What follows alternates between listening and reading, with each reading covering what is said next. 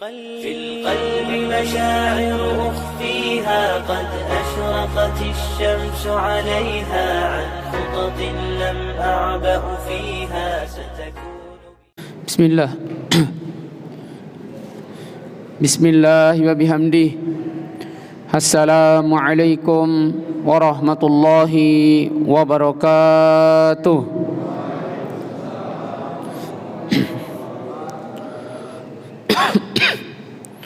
الحمد لله الذي بنعمته تتم الصالحات والذي وفق من شاء من عباده لأداء أفضل الطاعات واكتساب أكمل السعادات. أشهد أن لا إله إلا الله المتصف بجميع الكمالات وأشهد أن محمدا عبده ورسوله أفضل المخلوقات صلاة وسلاما دائمين ما دامت الأرض والسماوات. اللهم صل على سيدنا محمد وعلى آل سيدنا Muhammad. Amma ba'du. Yang saya hormati para pengurus masjid, para imam, muazzin, singkatnya hadirin hadirat jamaah salat subuh, yang mudah-mudahanlah segala ibadah kita semuanya diterima oleh Allah Subhanahu wa taala. Amin ya rabbal alamin. Pertama, mari kita bersyukur kepada Allah Subhanahu wa taala dengan sama-sama mengucapkan kalimat alhamdulillahi rabbil alamin. Sampai saat ini kita semua masih diberikan kesempatan, masih diberikan kesehatan, bahkan alhamdulillah masih kita diberikan nikmat iman dan Islam. Alhamdulillah. Kedua kalinya salawat serta salam tak lupa pula kita haturkan kepada junjungan alam Nabi besar kita, yakni Nabi Muhammad sallallahu alaihi wasallam. Mudah-mudahanlah kelak di hari kiamat kita semua memperoleh syafaatnya. Amin ya rabbal alamin. Pada pagi yang mulia ini sedikit kami pribadi ingin membahas ayat yang sering dibahas oleh guru-guru kita, para masyayikh-masyayikh kita, para ustaz-ustaz kita, yang mengatakan ya ayyuhalladzina amanu kutiba alaikumussyam kama kutiba alal ladzina min qablikum la'allakum tattaqun. Namun kalimat akhirnya mengatakan la'allakum tattaqun. Ini menunjukkan bahwasanya tiada lain tujuan kita semua sebagai umat Islam diperintahkan, diwajibkan untuk melakukan yang namanya ibadah puasa itu adalah la'allakum tattaqun, yaitu supaya senantiasa dengan ibadah puasa tersebut ketakwaan kita akan semakin meningkat kepada Allah Subhanahu wa taala. Dalam qawaidul arabiyah, dalam qawaid bahasa Arab, la'alla diartikan oleh para ulama bimakna litarajji, yaitu sebuah harapan. Namun Imam Al-Qurtubi dalam beberapa tafsir beliau mengatakan tatkala la'alla ini berarti sebuah harapan, itu menunjukkan bahwasanya bukan semua manusia, bukan setiap insan yang melakukan ibadah puasa tersebut mampu untuk meningkatkan ketakwaannya kepada Allah Subhanahu wa taala. Imam Al-Ghazali pun dalam kitab Ihya Ulumuddin, beliau membagi derajat, membagi tingkatan-tingkatan orang yang berpuasa. Ada namanya puasa awam, ada namanya puasa khawas, ada namanya puasa khawasul khawas. Mungkin ada kaitannya dengan sebuah kisah yang mudah-mudahan kisah ini dapat memotivasi kita. Ada seorang raja yang sangat luar biasa. ada seorang pemimpin yang sangat adil. Beliau bernama Iskandar Zulkarnain. Pada suatu hari, seorang raja yang bernama Iskandar Zulkarnain ini mengumpulkan para prajuritnya, mengumpulkan para bawahan-bawahannya dalam rangka apa? Yaitu musyawarah, kumpul bersama dalam rangka melakukan sebuah perjalanan untuk menaklukkan sebuah desa yang dimana desa tersebut agaklah sangat kurang aman. Sang raja berkata kepada prajurit mengatakan, "Wahai para prajuritku, hari ini kita akan melakukan perjalanan panjang. Hari ini kita akan pergi untuk menaklukkan sebuah desa. Maka saya akan katakan kepada kalian, nanti tatkala kita melakukan perjalanan panjang, maka di tengah malam nanti, tanpa ada cahaya, tanpa ada sinar, kita akan melewati sebuah sungai yang senantiasa di pertengahan malam nanti waktunya. Maka aku ingin berpesan kepada kalian," kata Iskandar Zulkarnain, "tatkala kalian melintas, tatkala kalian lewat nanti di sungai tersebut, tolong," kata beliau, "pertama, ambillah apa yang kalian bisa ambil di dalam sungai itu, ambillah apa yang kalian injak di dalam sungai tersebut." Dari sekian prajurit yang ada, ternyata prajurit itu terbagi menjadi 3 golongan. Golongan pertama, mungkin karena dia memiliki jabatan, mungkin karena dia memiliki kedudukan, mungkin karena dia memiliki kekayaan, dia pun berkata, "Saya tidak mau mentaati perintah raja.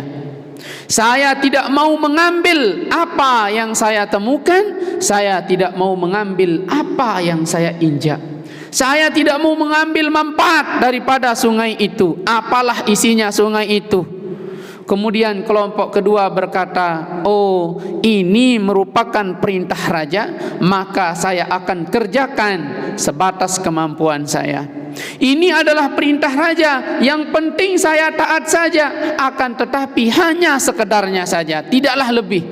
Hanya sebatas 2-3 barang lah yang akan saya ambil." Kemudian golongan ketiga mengatakan apa? Sekalipun dia mungkin agak miskin, sekalipun dia mungkin tidak memiliki jabatan, dalam hati dia berkata, "Ini merupakan perintah guru saya, ini merupakan perintah atasan saya, ini merupakan perintah raja saya, maka setiap apa yang saya temukan, saya akan mengambilnya. Apa yang saya injak, saya akan mengambilnya, dan saya akan taruh dalam tas saya pribadi." Keesokan hari, Raja Iskandar Zulkarnain kembali mengumpulkan para prajuritnya. Seraya berkata, "Wahai para prajuritku, tadi malam kalian sudah mengambil apa yang saya perintah. Tolong sekarang kalian keluarkanlah apa yang kalian ambil tadi malam. Tolonglah kalian keluarkan isi tas kalian, isi gandek kalian yang tadi malam kalian sudah mengambil di dalam sungai tersebut." Hadirin rahimani wa iyyakumullah. Masya Allah, tatkala mereka membuka tasnya masing-masing, tatkala mereka membuka gandeknya masing-masing, ternyata atas mereka berisi yang namanya emas permata. Tanpa disangka-disangka, tanpa diperkirakan, ternyata tas mereka masing-masing berisi yang namanya emas permata. Kira-kira kelompok pertama akan berkata apa sekarang? Andai saja. Kalimat penyesalan pun timbul. Andaikan saja, andai saja tadi malam saya mengambil apa yang saya temukan, niscaya hari ini saya memiliki emas permata tersebut. Kelompok kedua berkata apa? andai lebih banyak yang saya ambil. Dia satu sisi dia senang, akan tetapi satu sisi dia pun merasakan kekecewaan. Kenapa? Karena tidak dapat mengambil terlalu banyak. Kelompok ketiga bagaimana? Alhamdulillah wasyukru lillah. Sekalipun dia tidak pintar, sekalipun dia tidak memiliki jabatan, akan tetapi dia taat kepada perintah gurunya. Kalau di dalam sungai tadi itu mereka terbagi menjadi 3, maka kita yang saat ini melakukan ibadah puasa pun kita terbagi menjadi 3 golongan.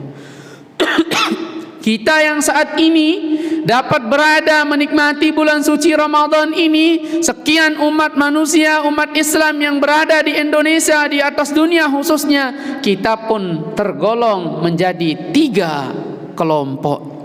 Kelompok pertama bagaimana? Ada di antara kita, mungkin bulan puasa ini kita ibaratkan adalah sungai yang tadi. Para guru-guru kita mengajarkan kepada kita, tatkala kalian berada di bulan puasa itu, maka hendaklah kalian ambil manfaat dari bulan puasa itu. Akan tetapi apa? Kita terbagi menjadi 3 golongan pula. Golongan pertama bagaimana? Dia yang hanya sebatas bisa hidup di bulan puasa. Dia melewati bulan puasa tersebut, akan tetapi apa? Tanpa dia melakukan ibadah puasa, tanpa dia mengerjakan apa yang diperintahkan oleh Allah Subhanahu.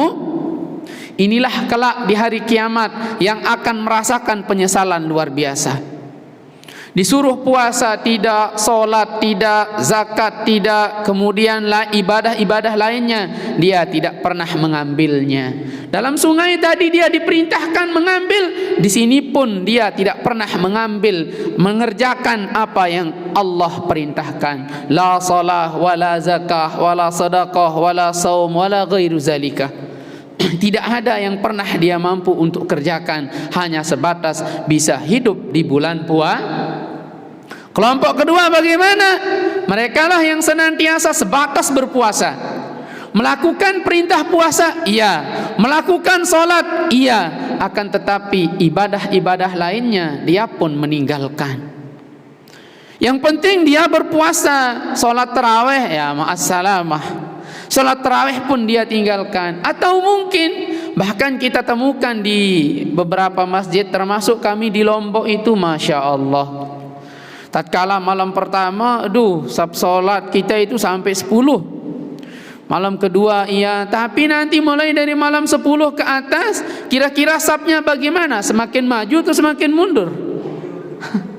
Sab solatnya bagaimana? Semakin maju atau semakin mundur? Semakin maju, artinya maka jamaah yang solat tarawih pun semakin berkurang. Inilah kelompok kedua.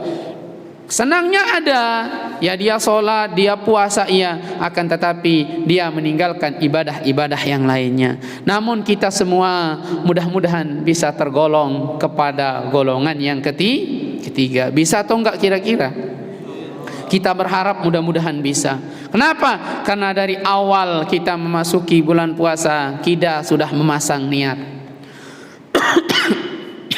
Di bulan puasa inilah belum tentu kita bisa dapat berjumpa dengan bulan puasa yang akan datang. Maka dalam sungai tadi diperintahkan, ambillah apa yang kalian temukan, ambil apa yang kalian injak. Maka di bulan puasa ini pun para guru-guru kita memesankan kepada kita, kerjakanlah ibadah yang mampu kalian kerjakan. Kerjakanlah ibadah yang senantiasa ibadah tersebut ada unsur intifaknya, ada unsur manfaatnya, terkhusus balasannya yang akan kita dapatkan kelak di akhirat di hadapan Allah Subhanahu.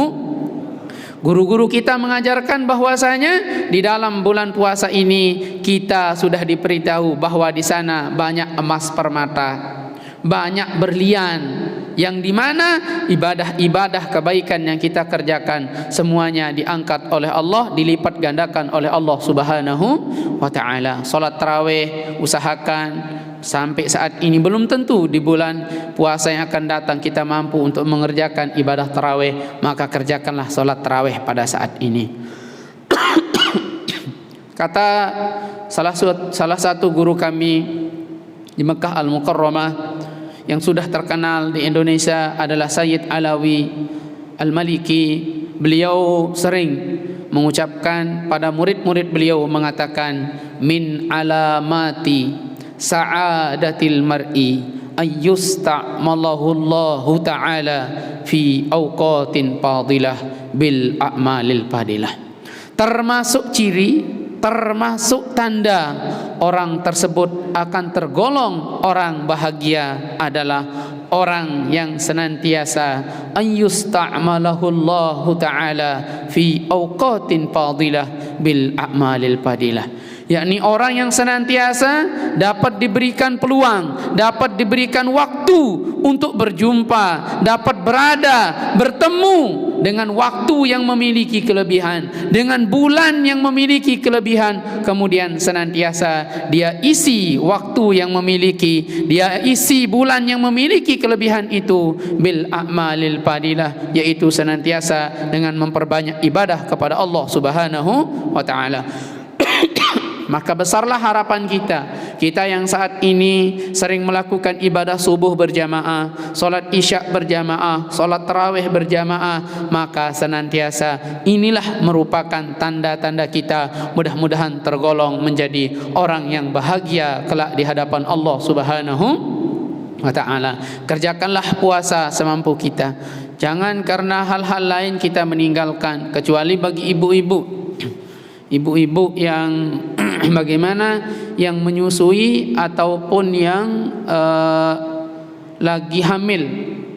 Kemarin ada pertanyaan kami ditanya, apakah boleh ibu-ibu yang meninggalkan puasa itu disebabkan karena hamil atau disebabkan karena menyusui, dia tidak mengqada puasanya, akan tetapi sebatas membayar fidyah? Kata ulama tidak. Kata ulama tidak. Ibu-ibu yang senantiasa hamil ataupun menyusui, maka lihatlah illatnya. Dalam kitab Taqriratus Sadidah karangan Habib Zain bin Smith, di sana dijelaskan lihatlah illatnya.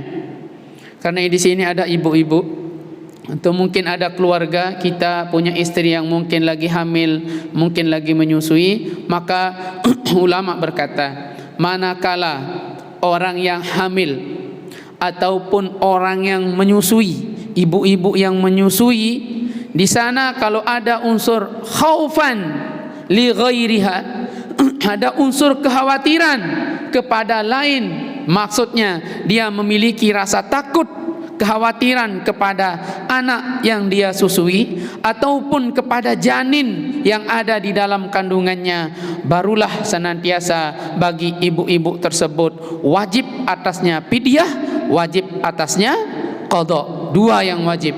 Kenapa? Karena dia takut kepada anaknya saja atau takut kepada janinnya saja.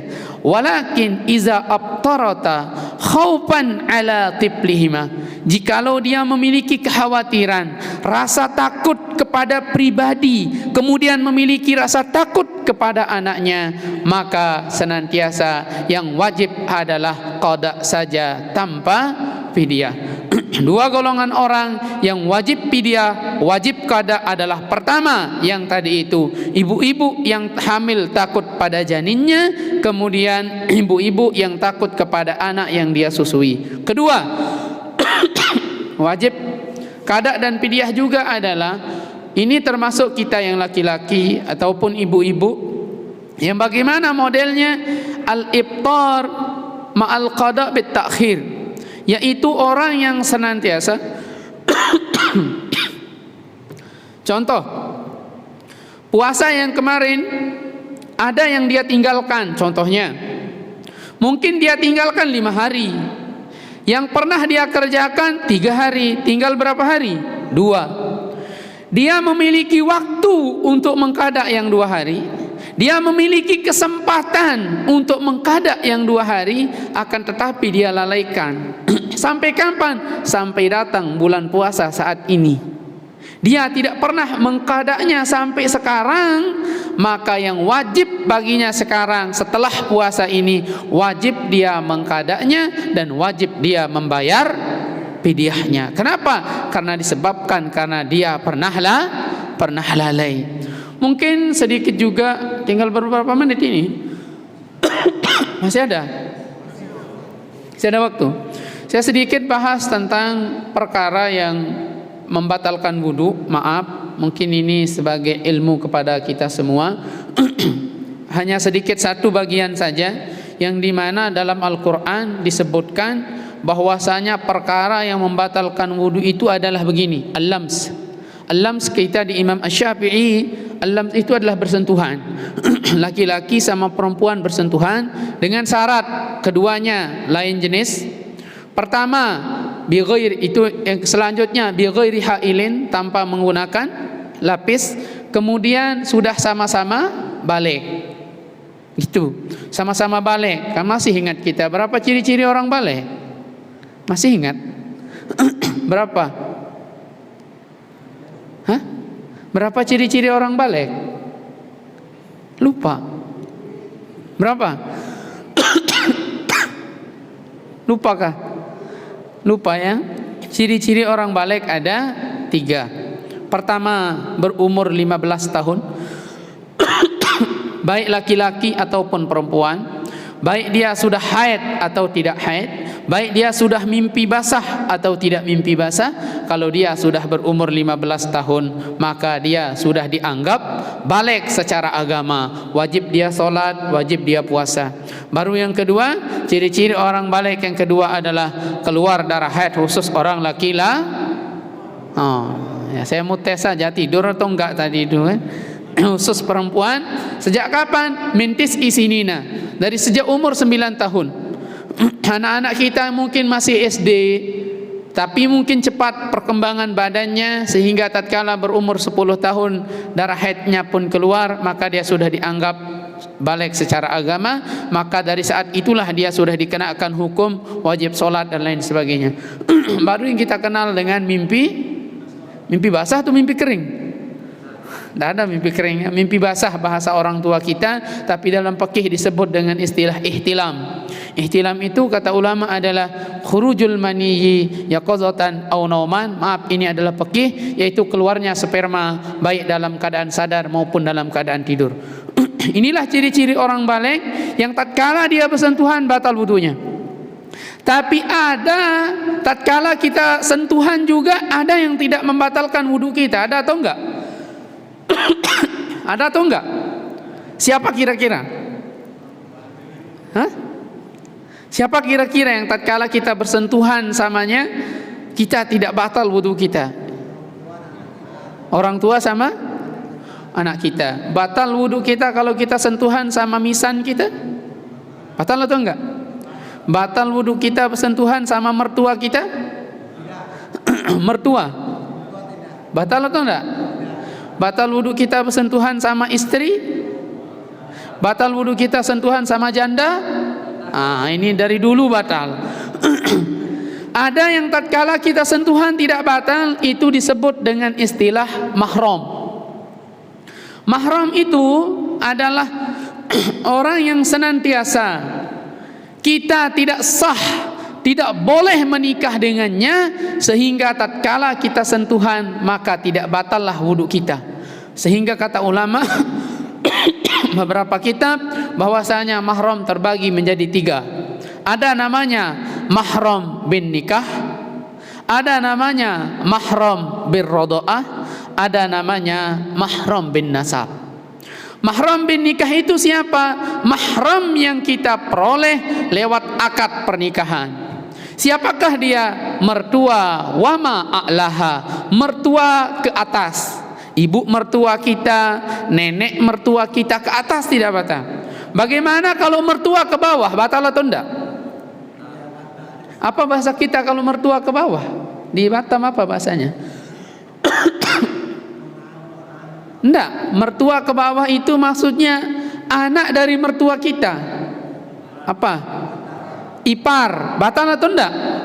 Boleh kita nikah sama ipar kita? Hah? Ya, boleh nikah sama ipar kita? Boleh. Boleh kita duakan dia sama istri kita? Tidak boleh. Bagaimana kalau mertua yang ke kiri kanan? Maksudnya saudara daripada mertua kita. Apa bahasa kita di sini?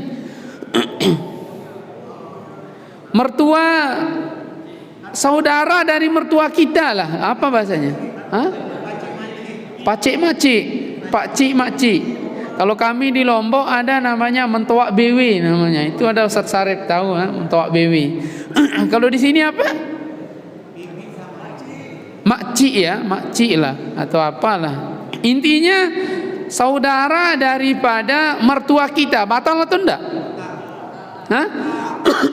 Boleh kita nikah sama saudari mertua kita? Boleh atau enggak? Punya keraguan sepertinya. Boleh atau enggak? Boleh. Boleh kita duakan sama istri kita? Dia sama posisinya dengan ipar. Sekali lagi, saudara-saudari daripada orang tua kita posisinya seperti ipar, yaitu boleh kita menikah setelah kita pisah, tapi tidak bisa apa bahasanya diduakan? Dimadu lah. Tidak sah menggabungkan dua akhtain ataupun seperti yang tadi. Ini yang lewat mertua, lewat pernikahan. Ada yang lewat rodoah, yaitu susuan. Hatta baginda Rasul SAW kan memiliki saudara susuan. Saudara susuan itu apa bahasa kita? Saudara susuan sudah ya, yaitu anak yang masih kecil yang orang tuanya berbeda, akan tetapi sama tempat apa bahasa di sini? Kalau kami di Lombok sama tempat mimiknya lah bahasa Lomboknya itu. Ya itu dah. Kemudian yang ketiga, ini yang perlu kita pahami, ada namanya mahram bin nasab.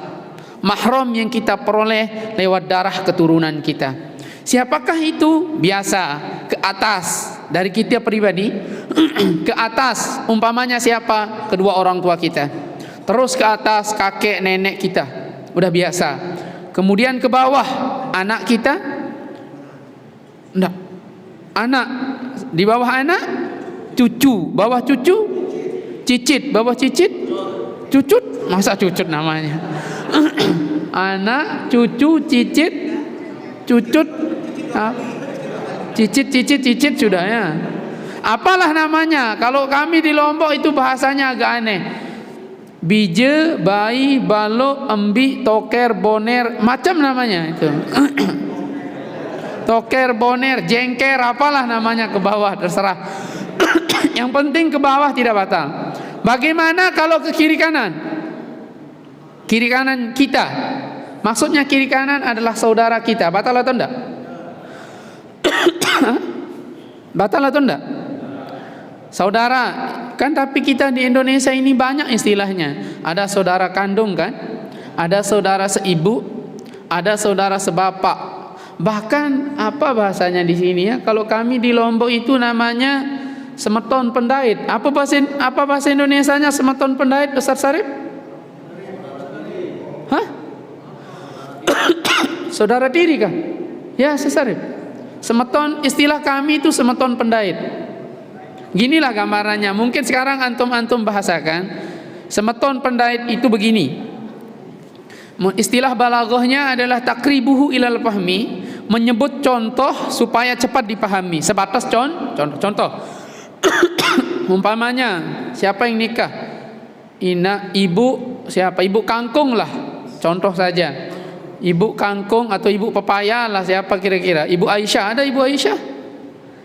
Ibu siapa? Fatimah lah ya, contoh. Ibu Fatimah nikah sama bapak Fatimah, contoh saja.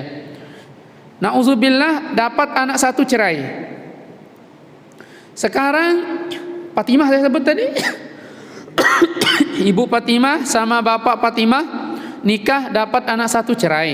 Nauzubillah. Satu sisi ibu Aisyah sama bapak Aisyah kemudian nikah, dapat anak juga cerai. Keduanya sudah sama-sama cerai. Sudah ya sama-sama punya anak. Ini janda. Nah, sekarang tapi semakin janda dia semakin molek. Akhirnya sekarang jatuh cintalah yang sebelah.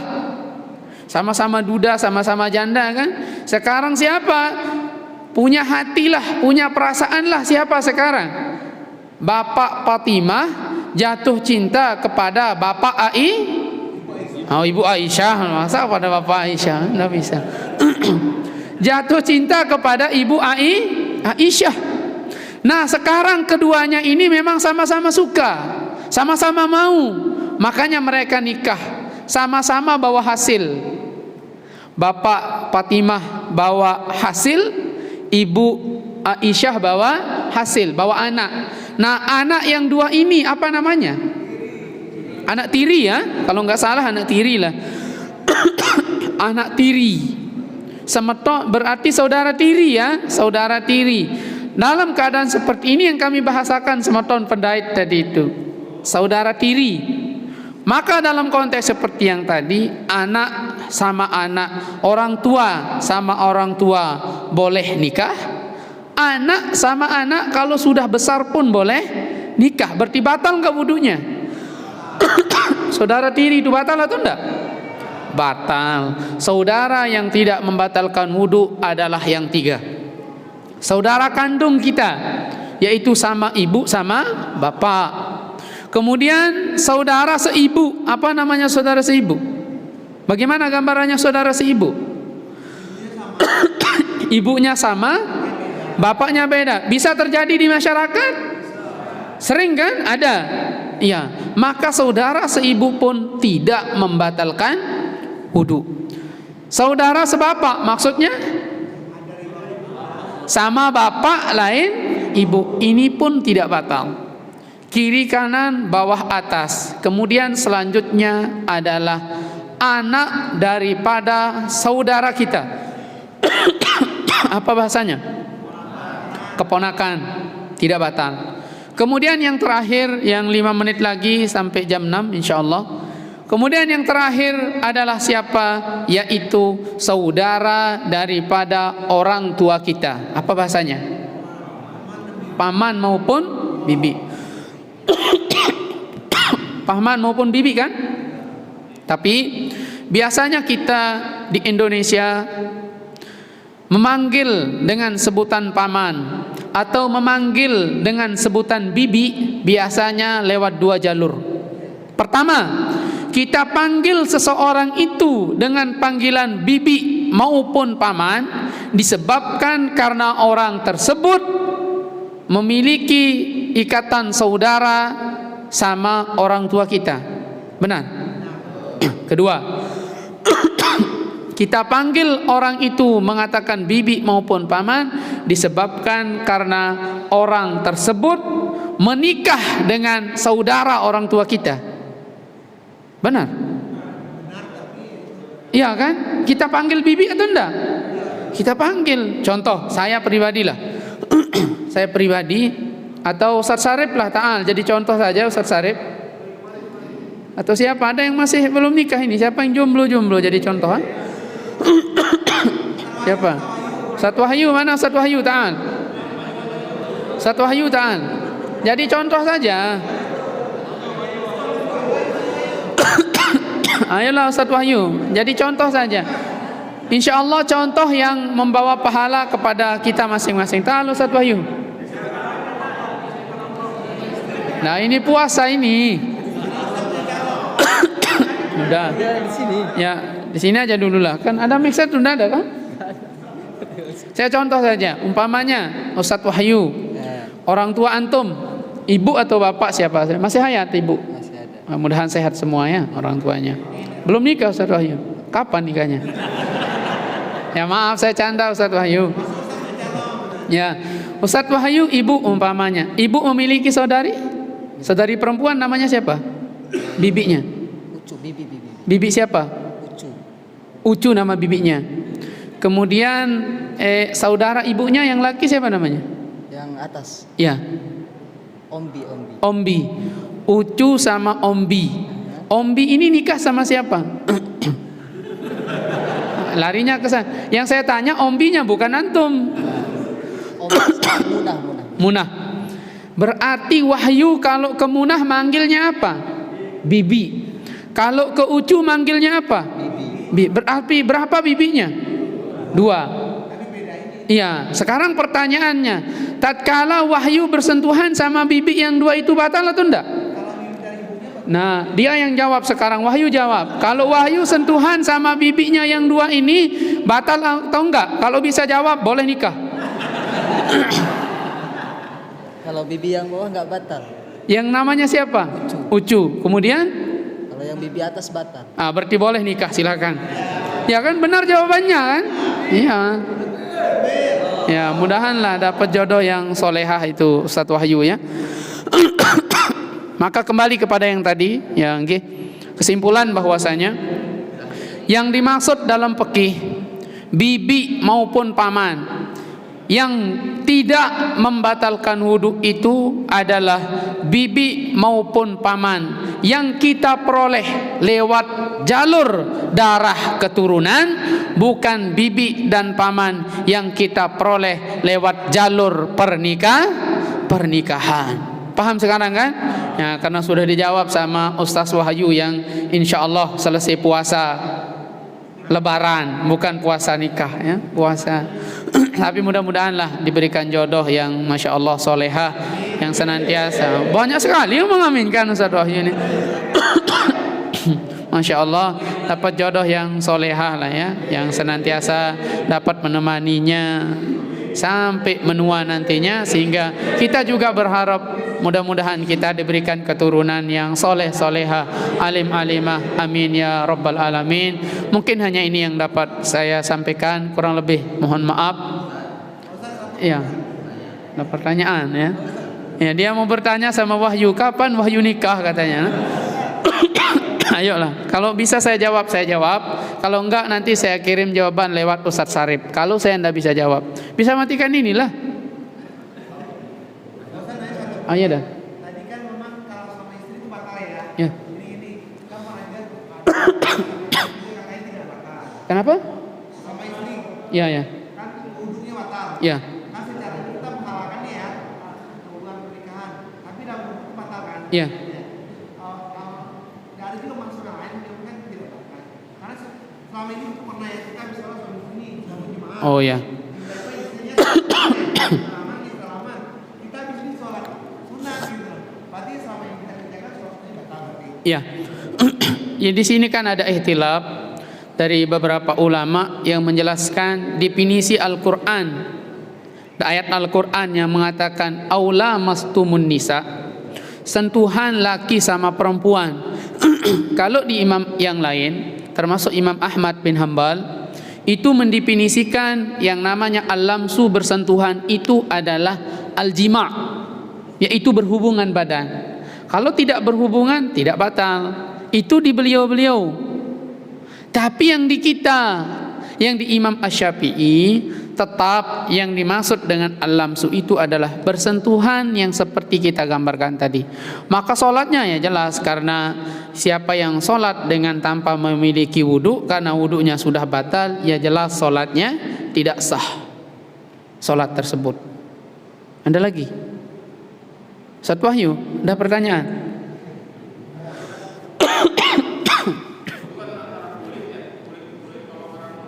Kalau rambut, gigi sama kuku tidak? Rambut, gigi sama kuku tidak? Ustaz Wahyu? Ada. Ya, udah kan? Timbul pertanyaan dari Ustaz Wahyu.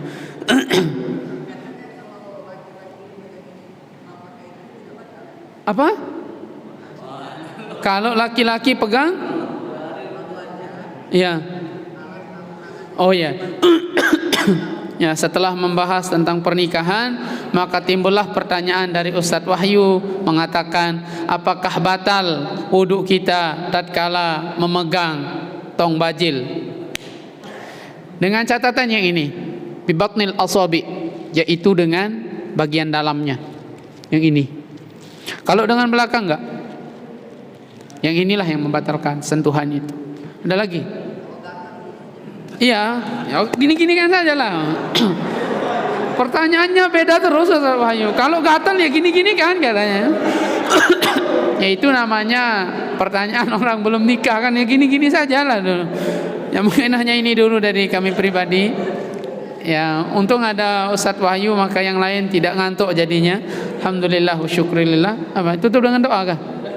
Ayo kita sama-sama berdoa kepada Allah Subhanahu wa taala. Mudah-mudahan kita semua diberikan kesehatan, keafiatan oleh Allah Subhanahu wa taala.